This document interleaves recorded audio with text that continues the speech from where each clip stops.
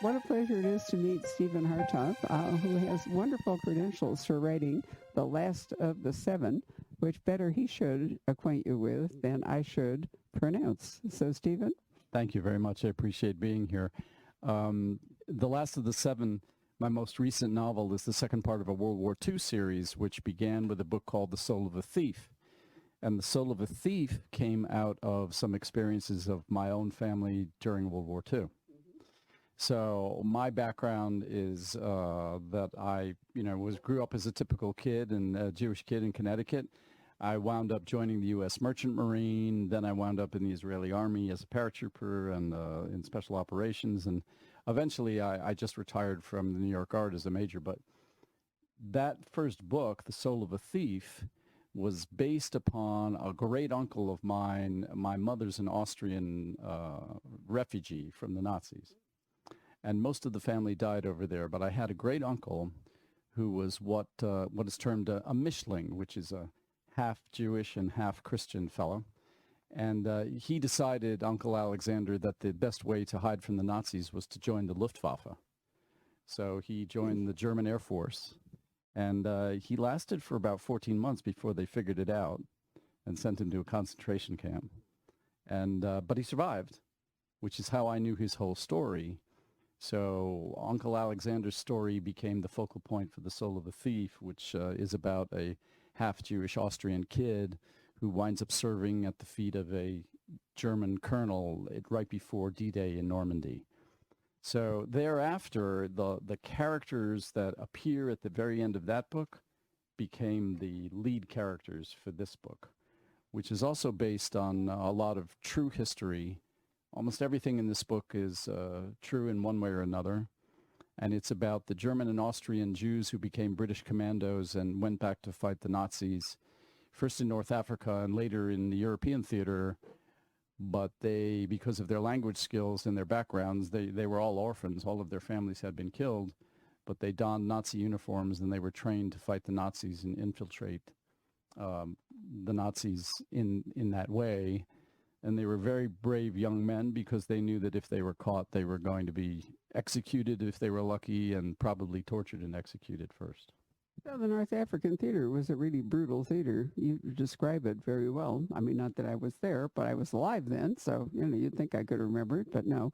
There was that whole thing between Rommel and Montgomery eventually culminated in the Allies recovering North Africa and used it as the launch pad for invading Sicily. Correct. Which is part of your storyline.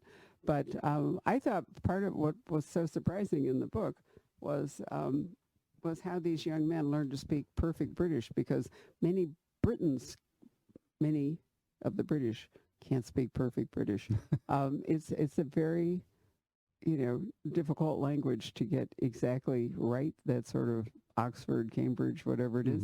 Did they go for that kind of upper crust British, or did they go for a more practical British? Or they didn't go for an upper crust British because they were pulling German and Austrians into the British Army, and they really wanted them for their German skills. But a lot of them first served in British units, particularly in what was then Palestine.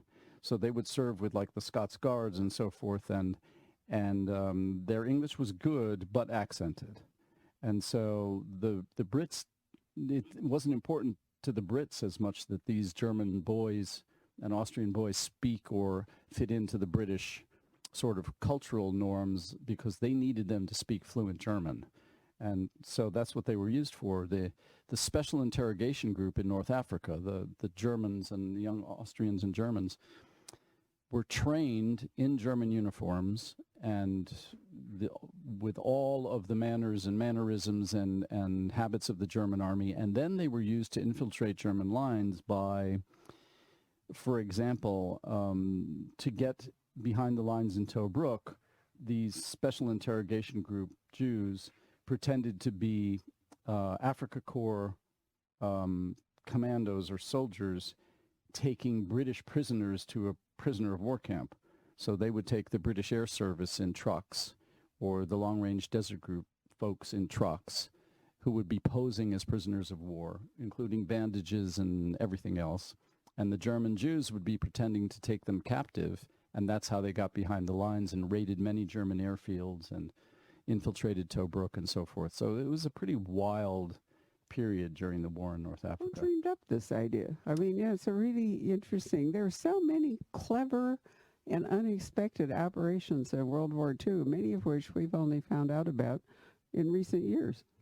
The fellow who dreamed this up was a man named Captain Bertie Buck. He was a British commando from Middle East Commando. And he was a young man. He was 25. He spoke multiple languages, fluent German. He was captured near Tobruk on an airfield raid, and he escaped by killing his driver, his German driver. They were taking him off to execute him. He killed his German driver, took his uniform, and walked all the way back to British lines. And he realized when he did that he had an idea that if he could put together a group of commandos, sort of a dirty dozen, there were actually 40 of them, that he could do this as a habit, get through German lines wearing a German uniform. And he was so bold, Bertie Buck. He had a partner named David Russell who spoke 6 languages as well. And the two of them, after they trained these special interrogation group young men, the two of them, Buck, Russell, and 3 of those commandos, to prove how good they had become at being Germans, walked into a German army camp. The 3 younger men got on the paymaster's line to get paid. And Bertie Buck and David Russell went into the officers' mess and had lunch with a bunch of Nazi officers. That's how good they were. And once they had done this, they had proven to higher command that they could pull this off. And then they started to operate. You have a very dramatic opening scene. You want to sort of walk us through it? We can't do spoilers, but we can certainly talk about it. My opening scene is the main character, Bernard Froelich, who is also actually based on another uncle of mine, but the opening scene, he has walked across the desert for about 300 miles after having escaped from a German prisoner of war camp. And if I may, I'll tell you a story about how I wrote that. The opening line of the book is, "In the Sahara, the sun could make a man bleed." Well, when I was an Israeli paratrooper in 1978, I had been in for about 14 months. And we had to do something called a beret march. To acquire your red beret, which was the honor of the unit, you had to walk a long distance. In my case, it was supposed to be 82 kilometers. My captain got lost. It turned into 93. But we started at the Mediterranean in a place called Julis, a tank base, and we walked to Jerusalem, and it was all uphill. So I was 25 years old at the time. The other fellows were 19. I was an old man.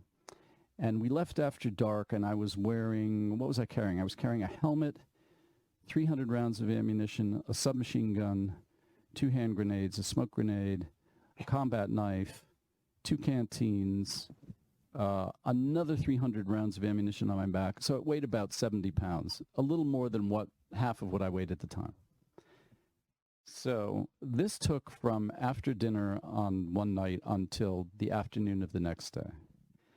By 10 o'clock in the morning, it was like Arizona, 80-something degrees. By noon, it was over 100. By 4 o'clock, our machine gunner passed out. He was a big boy. We had to carry him. And as we got up the last hill in Jerusalem, I realized that the skin on my face from the sun, which was so hard and hot, was fried like a chicken on a spit. The skin had fried on my face. And somebody cracked a joke, and I laughed. And then one of my mates said to me in Hebrew, Steve, Steve, I think you're weeping blood. And from that line, 35 years later, from his comment, I wrote, "In the Sahara, the sun could make a man bleed." So Pretty a brutal climate, although I'm trying to remember what it was. Was it your book? Something? Oh, no. It was talking to National Geographic has a beautiful book out for Christmas called Treasures of Egypt, and doing an event with the editor of this book. just bought it.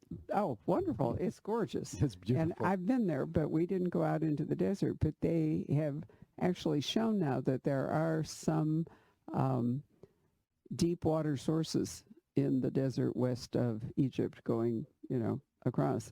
And therefore, there are oases that have a constant supply of fresh water, Hmm. which all seem kind of like mythology, but turns out to be It's really, true. really true. But, and so people did actually live out there for millennia that we didn't even think was Hmm. possible. But when you were doing these walks, I'm assuming that the characters, they didn't have any kind of map or any sort of, knowledge No, about where they might find water. no, they didn't. And a lot of these, many of the things in this book, which are based on true events, when you read the true events, like that, that some of these commandos survived the things they survived is unbelievable. There was a British SAS commando named Jack Siletto. He was a corporal, and he was part of a four-man Special Air Service team that was raiding a German airfield near Tobruk, and they got into a gunfight, and he got separated. And Jack Siletto walked 180 miles through the desert with a compass, half a canteen of water, which is gone very quickly, and a pistol, and survived it. And so these stories feed these real stories feed fiction, for me at least, because they're almost unbelievable, but they're all true. So I mix them together with my own experience, so I can get the color and the smell and the feel. And There you are. So for those who don't know, where is Tobruk and why was it important strategically? Tobruk is on the northern coast of Libya, and it was the only uh, saltwater seaport, major seaport in that part of the war in the northern coast of North Africa. And both the Allies and the Germans were constantly fighting over it because they needed it to bring in fuel supplies, men, and so forth. And so Tobruk changed hands 3 times between 1941 and 43, and there were battles fought over it constantly. What was Alexandria? Was it German occupied? I mean, because Alexandria is a major port. Alexandria was not German occupied because Alexandria was British occupied at the time. So the line, a lot of the Egyptian territory had been pushed back toward Cairo by the Germans, and that would also change hands often. But the Germans in that part of the desert, the Germans and the Allies only had that one access from southern Europe to bring in supplies and men to that And so theater. if they decided that the way into Europe was to go up through Sicily and then go up through Italy, which is in fact what That's they what did they do in 1943, then Tobruk would have been essential to that. And they took it back. The Allies finally took it back, and the only way it was not the only place they could debark from to go to Sicily, but they needed Tobruk, and they got Tobruk just before they got El Alamein, and they pushed Rommel back over the sea. So why was Rommel in Africa anyway? We tend to think of it as a European war. So what was the African theater all about? I think Hitler decided that, as he often did, he made a capricious decision that Africa was important to the Germans. Well, maybe it wasn't so capricious because of the rare minerals and so forth that he could acquire there if they conquered all of Africa. They were fighting in more southern parts of Africa for a long time before the major battles in North Africa. For example, Ethiopia was to the Italians what the Spanish Civil War became to the Germans. So I'm not sure exactly what his strategic thinking was about North Africa, if there was strategic thinking, but he wanted all of it and probably a lot for its resources. Well, that makes perfectly good sense. I mean, Italy, as you point out, had Ethiopia. So, but Germany never had a big colonial presence in Africa, No, unlike Britain and unlike France and sadly unlike Belgium. they did not. The Belgian Congo was such a brutal area.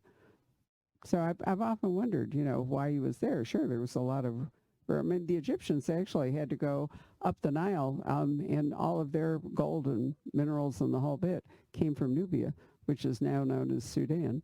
But Egypt didn't have a huge amount of strategic ore and so forth.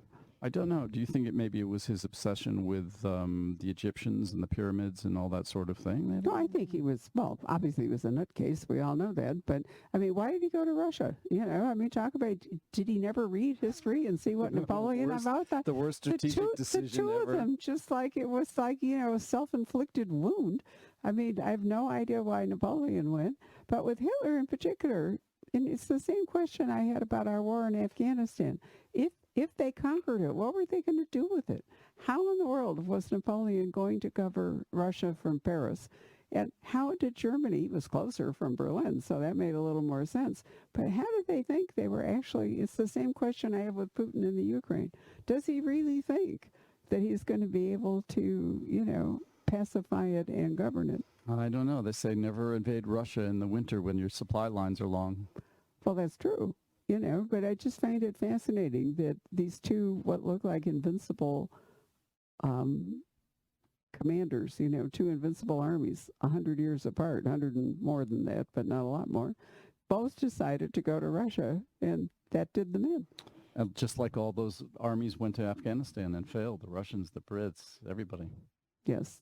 Afghanistan is known as the graveyard of empires, Exactly. right? But anyway, I have no idea why Hitler, why Rommel and all was in Russia. Rommel was a brilliant tactician and a brilliant general, and it seemed to me he was wasted in Africa, and he might actually have been able to do something with Russia. Have. He was almost wasted on every front that Hitler sent him to, and he did very well in North Africa initially, and the only thing that did him in was, again, supply line problems. He couldn't get the oil that he needed for his tanks, but everything that he proposed or wanted to do strategically was turned down by the high command. I mean, he had the same issue in Normandy. He was fairly convinced that the Allies were going to come ashore where they came ashore, and nobody would listen to him. So, and he died sort of a tragic death. So, but that was a terrific con that what's his name, Ben McIntyre wrote about. Do you all know about that wonderful story? The British, it was Ian Fleming, as a matter of fact. No wonder he went on to write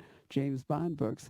Actually came up with a plan to take a corpse and dress it up in such a way and put it out to sea from Spain into the Mediterranean to convince the British that the Allies were going to land not in Normandy but east. correct. And they did it, and indeed the body floated over, and indeed they bought it. And as a result, D-Day was not as big a slaughter and was successful as it would have been Yeah, it's an amazing if the story. Germans had actually been prepared. I know, but I mean, you know, it's almost like I was amazed to see not long ago, there's a woman who actually has written, because there's a ton of historical World War II books out right now. The market is saturated with them. That the British actually hired a woman who was a magician from Michigan to come, I'm serious, to come over and, you know, dream up some of these scenarios. And that's what Fleming was really good at. Yeah.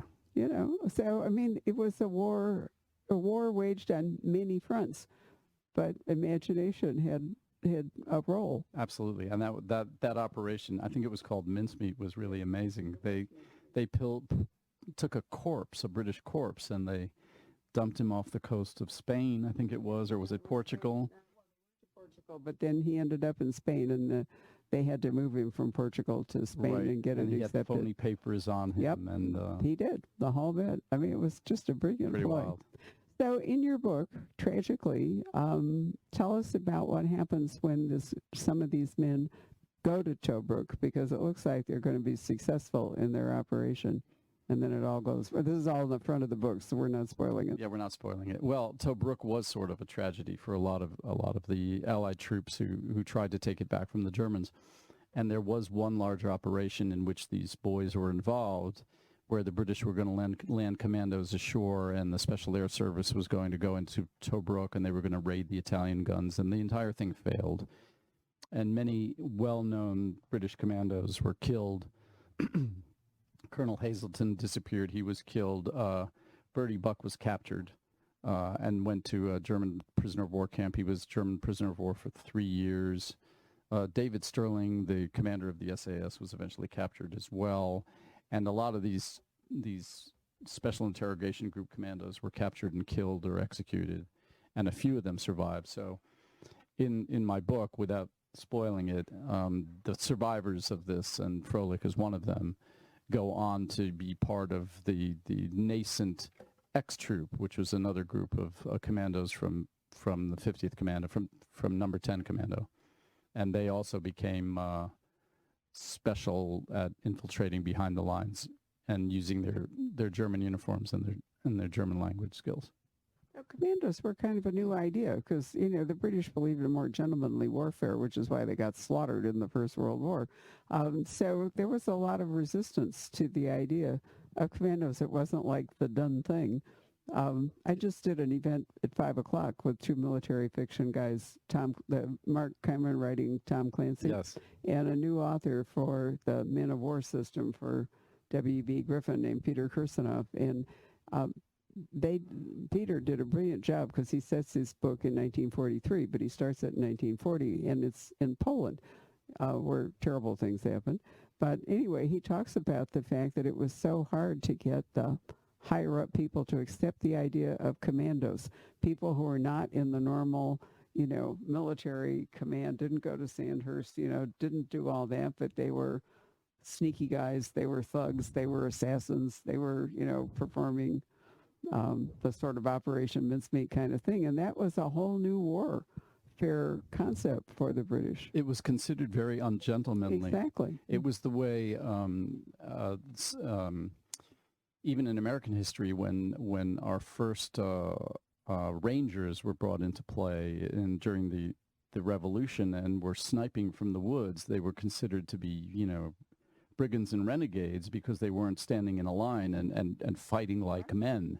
So during World War II, the idea that these special operators, these special commandos would do dastardly things with knives and guns behind the lines, often in somebody else's uniform, was considered very ungentlemanly. And the fellow who convinced Churchill, and the way he convinced Churchill to support and field the SAS, was David Sterling, the Special Air Service originator. He was only 25 at the time, and these were young men. And David Sterling, the way he got Churchill to agree to this was by taking Randolph Churchill on a commando raid. The commando raid failed, but Randolph Churchill had such a great time that he went to Winston and said, "I think this is a lovely idea." And that's how the SAS was formed. Amazing. Right. Okay. So anyway, why don't you set the story? We've talked a little bit about it, but we open it up with this man who's made this tremendous trip across the desert. Then what? Well, Froelich walks out of the desert after he was supposed to be executed, but without giving the whole story away, also based on a true event, he's saved by Erwin Rommel, the famous German general. And that's based on a true story of George Lane, whose life was saved by having tea with Erwin Rommel. He was captured. He was a Jew. He was in German uniform. He was captured, and Rommel wanted to speak to him and decided not to execute him. Why did Rommel want to speak to him? He was curious. Oh, okay. And Rommel was a very interesting character. He was not what you think of as your typical, film Nazi. He was a warrior scholar, and when he had a lot of respect for his enemies. So he interviewed this fellow, George Lane, whose real name was Losny, I believe. And then George went to POW camp and escaped. So that's also part of the Froelich story. Without giving too much away, he gets captured. All of his friends are executed. He winds up in a POW camp. And he escapes. So now we have the centerpiece of the book, which is when he's very badly wounded. He winds up in Sicily in a monastery. And the monastery is an American field hospital. And so the centerpiece of the book is how he recovers and who he meets there and has a romance there. And that monastery is run by an American captain surgeon who's also based on an uncle of mine who did exactly that during World War II. And then I can't tell you the rest of it because it really gives it away. But Froelich has a whole series of Odyssean adventures through which he learns that the suffering that he's endured as a refugee, as a Jew, his parents have been killed and so forth, has some purpose for his growth as a man, and he has to face these things and why he has become who he is, and what he has to do to redeem not only himself but to redeem his family and get the revenge that he sort of seeks. But his revenge is not wild. It's operational, and he's doing something for a cause that he believes will liberate Europe from the Nazis.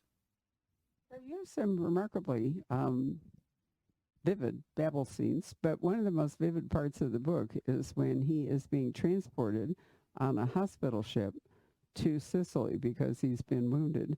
And the ship, you describe it. True story. In my book, the ship is called the Kensington. It was a British hospital ship. Now, British hospital ships were painted white with red crosses all over them, which meant that they were not supposed to be attacked by the Germans. The Germans saw that as a very lovely target. So on many occasions, Allied hospital ships were bombed by the Germans. In this particular case, true story, on which I base the fictional aspect of it, the Newfoundland was bombed in the invasion of Italy, and totally everybody was, a lot of the nurses, it was full of doctors and nurses, they were all killed. And there was only one patient on board at the time, and in my case, I make him Frolic. But that whole event is also a true event, and the ship was destroyed, and it was in such bad shape that the British themselves sunk it. They took off all the survivors, and a destroyer sunk the ship because it was useless. And this was a habit of the Germans. This was not a one-off sort of accident. They did it on purpose. So that's a central part of his survival story when he finally arrives in Sicily after these horrific events, and the centerpiece is when he's getting to find himself in that hospital. Could you have written all these battle scenes and so forth if you hadn't had actual military experience? Not this way. I think that, and I'm sure you do too, that the best writing, the best military writing is usually by people who've had some sort of experience doing it. Just like the best crime police writing is usually by criminals? Yeah, maybe. Maybe, perhaps, but... Actually, to be really fair, and I said that to be amusing, but nonetheless, I've run across many authors of crime fiction whom I've said could easily have been career criminals because their ability to think up, cons and all the rest of it, if they didn't choose to be authors, they could actually choose to be, successful criminals. Yeah, I know. I think it's true, but I think that there's an authenticity there. But I think the military, the actual service. And the other thing is that if you're writing military fiction, the one thing you can't get wrong is weaponry. You can, if you're writing a cozy crime, you can't kill a dog. But if you're writing military fiction, you can't put a silencer on, the wrong... On a revolver. Yep, exactly. And, it's really, you really do have to know what you're doing if you're going to delve into weaponry and battle tactics. You can't just make it up. Yeah, I think you have to know the details, but it helps it an awful lot if you've smelled it and you've heard it and you've felt it, or if you're writing about police work, if you've been a police officer, just like anything else. I mean, I think we all like to read books at least fiction books by people who have some connection to the background, and you can feel it. You can, when you read it, you can feel whether or not they know what they're talking about or they're making it up. Although I'm sure that there are some people who can do it very, very well without the experience, don't you think? Oh, yeah. No, absolutely. It depends on how much work you want to put into it. Of the two gentlemen I talked to at 5 o'clock, one of them has been a U.S. Marshal and has served in the military, and the other one is a lawyer, but he's a dedicated historian. So his writing really comes from research and so forth rather than tactical experience. I mean, there was a time when most men had served in the military in one capacity or another in this country, but that's not been true now for a long time. Right. And I think that But in Israel, doesn't everybody, don't yes, all men have to take a turn in the military? yes, and you know, I think, Barbara, that you can do an awful lot with great research, but there's research substitution. Like we know that there are people who, if they want to write a certain subject, they may not be a doctor, but they'll go spend 3 weeks in a hospital. If they want to write about, you know, something about a warship, they don't have to have been a sailor on a warship, but if they go spend some time at sea and they can arrange to do something like that, it helps a great deal in the writing if you can, you know, you feel the textures of it and so forth. Personally, I find it very difficult to write about something, about a place I haven't been to or about something I haven't done. So I usually go wherever it is that, you know, my books take place in, and almost all of them, if I can. I mean, COVID was a little tough, but and I try to write about things that I know about personally. We've talked about all the military stuff, but you'll be happy to know there's a romance in this book. And I'm trying to think what else. There's a certain amount, well, we've already talked about spies and subterfuge and possible traitors and all the rest of it. So, you know, in its way, it's a crime novel. In a way, it's military fiction. And in a way, it's a sort of a romance. I don't think we could really call it a romance, but there definitely isn't relationships in it that are important.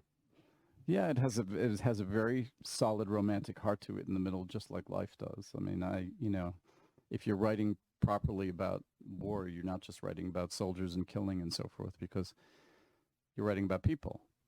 So I have sort of a mantra that I don't write war stories. I write stories about people that happen to take place during times of war, because I'm much more interested in the characters and the people than I am the guns and the bullets and all that sort of thing. So yeah, there's a pretty solid romantic center to it. Yeah, there really is, and there's a lot of books about, there were some amazing romances that happen sometimes between enemies, ostensibly. There are a number of books set in France where, the German soldier and the French woman and so forth, sometimes they were forced into a relationship, but sometimes, they just got attracted because they were all there together. I think, and we don't talk as much about the Pacific Theater, but there was, and that wouldn't have been Japanese women, and because they were back in Japan. As far as I know, there weren't Japanese women of any number on any of the islands and so forth. But then you'd have Americans, women serving, men serving, or other, people from other countries. And then you'd wind up with romances, most of which were doomed to fail. Do you remember South Pacific? Oh, so well. Yeah, I mean, there's a great example of it. Oh, yeah. so well. Yeah, Mary Martin singing it, and Ezio Pinza and the whole bit. And it's a Mishner novel, isn't it? Yes. Didn't Mishner write South Pacific? Yes, I think he did. Right. Tales of the South Pacific. Yeah. So it happened everywhere in wartime with, extra hormones and extra adrenaline and people separated from their normal lives and all. There were all kinds of relationships. Some of them purely sexual, some of them with much more feeling involved in it. So, it's a rich stew in which to dip your authorial You pen. get all those stories about Hemingway at war during World War II, gallivanting around Paris and making all sorts of trouble with various women. So Hemingway did that his entire life. Yeah, I don't think that the war had that much to do with it. Nothing to do with the war. No. Starting by, any you read The Paris Wife, it starts right there. Yep. And, yeah. I don't think he's a great example. No, probably not. Sorry. Probably not. Right. Anyway, it's a fascinating period to write about. It's almost like World War II, having survived it, is a gift that goes on giving to writers, because there are endless facets of it that we keep learning about. I remember when, what is his name? I'm blanking on it. Wrote a book about the Swiss gold, the way the Swiss performed in the war. Mm-hmm. And then there's stories about how the Catholic Church Catholic clergy helped Nazis escape, and what was the role of the Pope, and then lately there've been all these women's stories. There's a very good one I did some months ago about people from Guernsey, and when the Nazis came to Guernsey, which is one of the Channel Islands. They're actually, I think, British, but the Germans got that far. They did take Jersey and Guernsey, and I can't remember the name of the other island.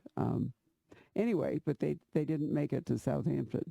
But it's a novel about the children were evacuated from Guernsey, those parents who wished to send their children to safety in England. By then, the Blitz had kind of died away. I don't think people are even aware of how much the war actually touched American shores. For instance, I just did the History Book Festival in Lewis, Delaware. And Lewis, Delaware was a huge, they had a huge base there, an underground base where they had gigantic ship cannons facing the sea. They had 2,500 Army personnel underground in Lewis, and they could see the merchant ships being sunk by the U-boats every night right off the shores of the United States. And at the end of the war, a U-boat captain took his entire U-boat and came right into Lewis and parked it at the dock, and they all surrendered.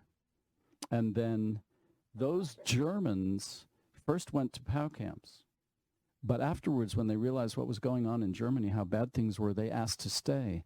So many of the families I wouldn't say many, but there are a number of families in Lewis that are all the descendants of U-boat, Nazi U-boat personnel, because they never wanted to go home, and we let them stay. So there's all sorts of stories going on around that. Do you all know about the German POW camp right here in Scottsdale? It was down at Papago Park, opposite the Botanical Garden. And I didn't know that. And we had an author named Betty Webb, who's a journalist, and I edited this book when Poison Pen Press was still ours before we sold it. Anyway, her story, based on actual things, is that there was the POWs decided they would stage a break, and to do it, they constructed a boat because their theory was that they could all get on the boat and sail down the Great Salt River, seriously, to the Gulf of Mexico. And great was their surprise when they got their boat filled and broke out of the camp. They couldn't find the Great Salt River. Seriously. That's a comedy. Well, but true. I mean, there really was, a POW camp here. Amazing. And I really don't know whether any of them stayed on or went back, because conditions in Germany were terrible. I went to Europe for the first time in 1955 when I was a teenager, and you could still see all the destruction and the rubble. Right. The Frankfurt Book Fair and all.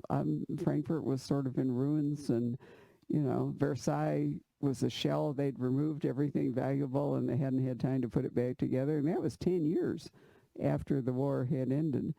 It was in such. But then I've made many trips to Germany since, in connection mostly with the Frankfurt Book Fair, and I have been to places like Ulm, where they take you through the cathedral and tell you how they took all the stained glass and the beautiful carved choir stalls, and they buried them in sand in the basement of the cathedral to try to protect them. And then in Augsburg, we went to a place, there's some almhouses. I love this. They were actually funded in something like the 14th century, and they're still there, still running on the money from the a set of bankers in Augsburg, Germany. They're called the Augur. And there's a film there that you can watch in which they seem totally baffled as to why the Allies bombed Germany. I mean, you could tell that much of the German population was clueless throughout the war about, just like I'm sure that many Russians have absolutely no idea at the moment what's really going on in the Ukraine, because information was controlled. Totally. And they just didn't know. They certainly didn't have what we have now in terms of information, and if they had no access to it, well, the newspapers were all written by and controlled by the Nazis, so they were hearing whatever they wanted them to hear and not hearing what they didn't want them to hear. Very true. Actually, they're called the Führer. You should look them up. I think there was Europe was very good, and the British did it too. their idea of a social welfare network was to have almshouses, and you qualified for living there if you were basically destitute Mm-hmm. or old, or I don't know, there were various standards. And I think it's astonishing that the Figueroa still, and you walk into it, and, and because I tried to finally figure it out, the houses have little, like British pubs, they have little signs or they have something hanging down from them, like a key or a hammer or something. And, that's the address of the house. It's, the hammer on the right or something. And I'm going, why? And then I suddenly realized that this was an entirely pre-literate, uneducated population in the 13th or 14th century that were living there. So the only way they could figure out, because the houses were all identical, just like Sun City or whatever. So the only way they could figure out which house was theirs was to put some sign that indicated either a profession or whatever. Yeah, no, I mean, it's really fascinating. But what's amazing is that it survived because so much of Germany actually did get flattened. Oh, it was kind of revenge for Coventry in a way. It was devastated. It was devastated. And I think a lot of the Germans, the way they began to realize what was really happening during the war was when their sons started coming home from the various fronts and telling them. I know that the Germans had no idea what was going on the Russian front until their sons started to come back. And some of the sons were serving in units like the Einsatzgruppen and so forth. And they were saying to them, everyone knows what we bring. And the parents couldn't believe what their kids were doing out there. So that's how they found out what the dark side of what was happening in Nazi Germany. I'll talk about hubris. If you go to St. Petersburg, they will show you, there's a very fancy hotel there, and Hitler had it all picked out for his victory lunch. I mean, he was ready to come to St. Petersburg and do that. So, the whole thing was amazing. Didn't work out that way. Yep. So, questions? Any of you like to ask Stephen about any aspects of the book?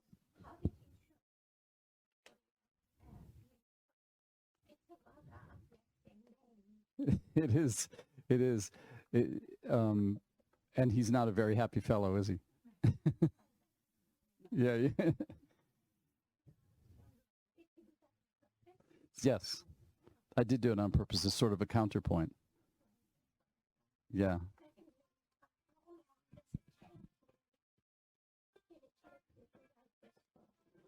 This book took me about 3 years. No. I write every book by hand first, pencil and notebook, because I sort of it feels more like sculpture to me the first time around. If I take more time with the pencil, if I write that way, then I'm taking it feels like I'm developing it more slowly, but it's more tactile. It has more character to it. And then the second revision, I put it onto the computer.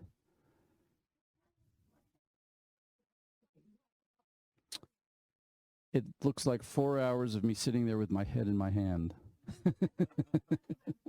No, I can write fiction about 4 or 5 hours a day. I don't believe in writer's block. Even if I feel like I'm not sure where to go, I will sit there until I come up with some place to go. Even if it's not good, I'll fix it later. I believe in the Hemingway school, which is that you always stop writing at night when you know how you're gonna start the next day, rather than completing all your thoughts. So you leave yourself an opportunity to sit down and start right away. And those 4 or 5 hours go like that.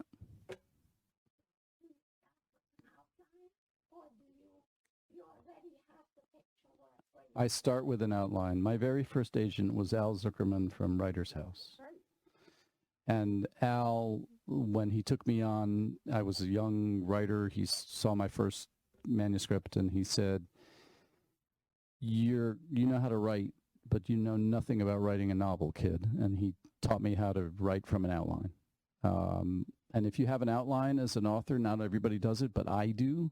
Because if I have an outline for a work of fiction, I always know where I'm going. And if you just write it from the seat of your pants, you can get lost. So I never get lost. It's a long journey, but that's how I do it.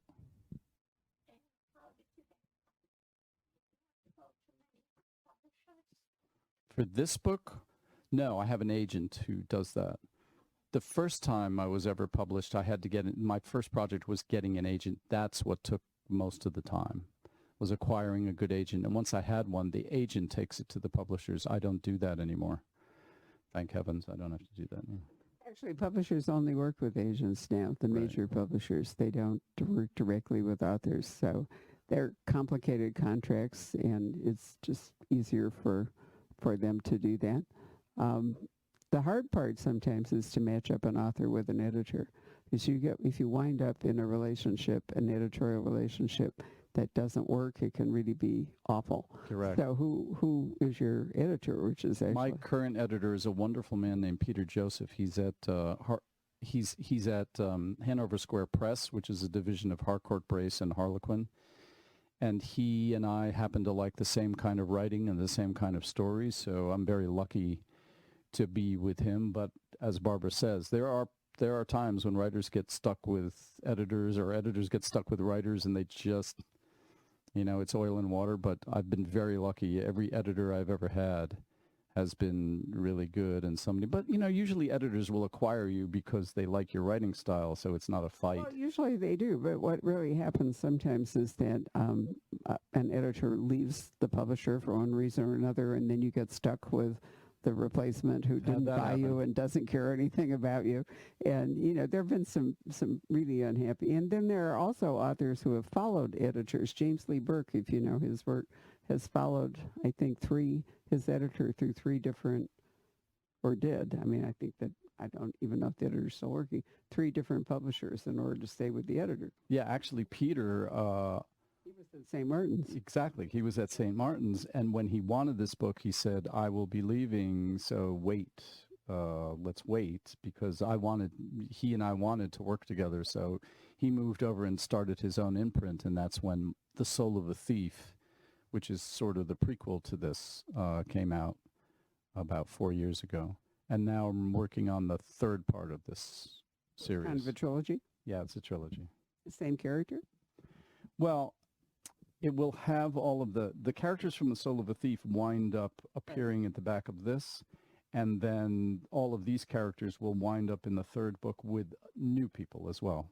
The surviving characters. The surviving characters.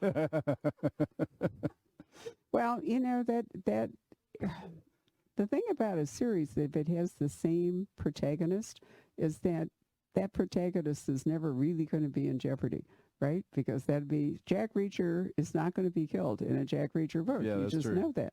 And it can be much more exciting when you read a book like this and you don't know who's gonna survive. Everybody's in jeopardy, really. Correct. So you have to take the survivors and move them forward. The survivors, yes. Yeah. Anybody else? Yeah.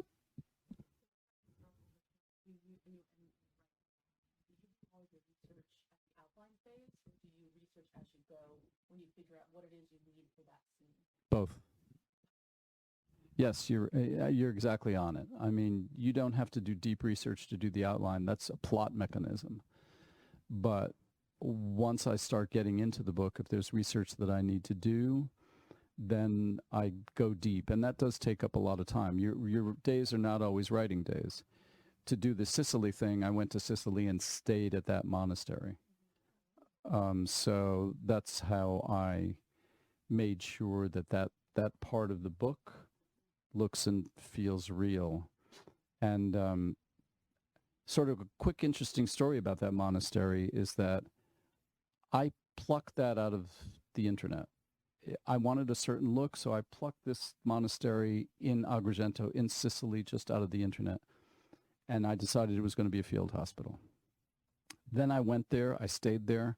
I sort of made friends with the nun who takes, it's actually a B&B as well. They've got 6, it's a beautiful place. And I asked her on my second day, I said, what happened here during World War II? She says it was an American field hospital. So I knew I was in the right place. So that's how the outlines don't need deep research, but afterwards I do deep research. And if you're asking in terms of which you should do first, it generally is better to plot out your story and research the things you need. Because if you start the other way and you do all the research, it's very hard to let it go. And then your So book, true. no, it really is. So true. We've had endless discussions with authors over this subject. So, you don't need to know the entire history in order, as you say, to create your plot. But once you have your plot, then Right, exactly. you can do the relevant history. That's what editors do. They chop out all that stuff you don't really need in the book, but breaks your heart if you went to all the trouble That's to why I learn try it. to chop it up before it gets to him. That's right. Indeed. Was there a question from the online audience? I saw you over there finally. Sorry. Exactly. No, no problem. So, somebody online would like to know, your books are required reading now in the military.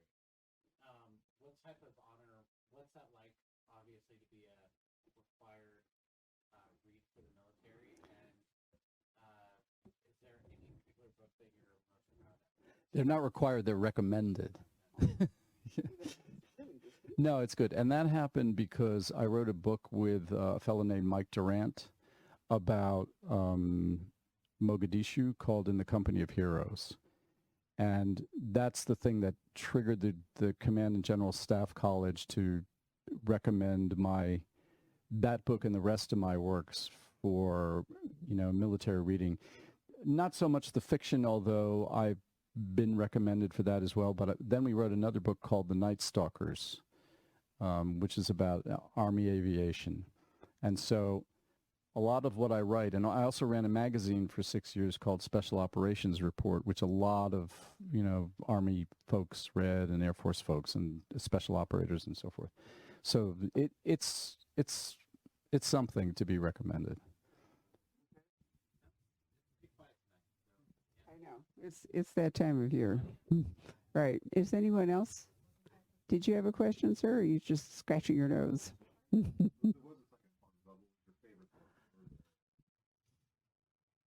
My favorite book of nonfiction military is In the Company of Heroes. And right now, this is my favorite fiction. So Love the book you're working on. Most authors actually like the book, not this book, but the book they're actually now writing. no, I hate that one because that's the hard one. But that's the one also that's still perfect. No, that's true. Absolutely true. That's the thing. The next book is always perfect. Right. That's right. Anyone else? So I did actually have my own question. Okay. Yeah, go ahead. Which is, what's one of the things that struck me about your writing is that it's very visceral. It really, you do dive into the feeling. I mean, you give a glimpse of it when you talk about the opening scene of this. I've read other authors who have military experience writing military books, and one insurance agent from Maryland who was very successful. I've heard of him. Yeah. They don't seem to reach as easily, or I'm not saying it's easy, but to reach as often that deep level of experience. And so when you're writing it, you've experienced it, they've experienced it. What do you think helps you really sort of dig down into what the characters are feeling and make that such a vibrant scene? Is it? I'll let you go ahead. I think it's because I'm not afraid of it. I think a lot of military writers, if they've had military experience, have a lot of tightness about expressing what's really deep, and I don't have that. So when I write about these things, I pretty much, what do they say, Barbara? Open a vein, right? Mm-hmm. You really got to open a vein and just bleed on the page. And it's hard for a lot of people to do. I'm fortunate I can do that, and not all writers can do it. So that's probably what you're feeling when I'll say it, even if it's tough. And then as you write it, are you revising sentences and making them more descriptive over edits, or do you find that it kind of just comes out that way more or less the first time? It doesn't just come out that way. It's that first, pencil to paper sentence is the hardest. Fixing it later and making it a little bit more visceral or a little bit more visual or changing words and so forth is not as hard as the first sort of scratch of the scalpel. Also true that you see it differently. If you write it by hand, I've had this experience. I've edited hundreds of books and talked to authors about this. If you write it down, you see it differently when you type it and it shows up on the screen, and flaws in the are much more apparent. But it also can work in the reverse. I find I always print out manuscripts and edit them on paper. If do I too. try to edit them on screen, I don't see things as clearly. So that back and forth process can actually help I'm you. the same way. Same thing. Anybody else? Well, thank you very much for your attention. If you would like Stephen to sign a book for you, that would be lovely, or maybe he's already done that. Let me wish you a very happy holiday, and thank you for coming out tonight. Thank you, Barbara. Bye, everybody. Thank you, everybody. bet. Thank you. Hello. We hope you're enjoying our programs and podcasts with authors. We'd like to expand them, and your help would be appreciated. Please make a donation at poisonedpenfoundation.org. 100% of the proceeds will go to help connect authors with readers in this difficult time. Thank you.